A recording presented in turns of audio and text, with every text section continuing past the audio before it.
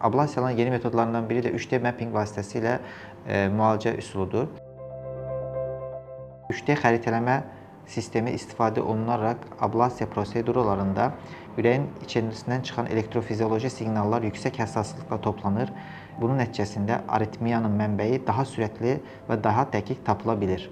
3D mapping istifadə edilərək edilən ablasiyalarda bir sıra üstünlüklər vardır. 3D mapping sistemini istifadə edərək edilən ablasiyalarda fokus daha tez tapılır, prosedura daha qısadır, uğur faizi daha yüksəkdir və ocaq millimetr dəqiqliklə daha həssas bir şəkildə tapıldığı üçün təkrarlama ehtimalı daha azdır. Eyni zamanda həm xəstə, həm həkim üçün şüa yükü də ciddi şəkildə azalır.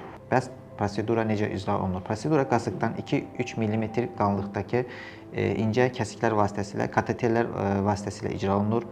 Ürəyin 3D modeli çıxarılır, elektrik yayılma xəritəsi hazırlanır, patoloji fokus tapılır. Tapıldıqdan sonra o patoloji fokus enerji verilərək ya da ki, krioablasiya edilərək aradan qaldırılır. Xəstə eyni gün axşam və ya ertəsi gün evə gedə bilir.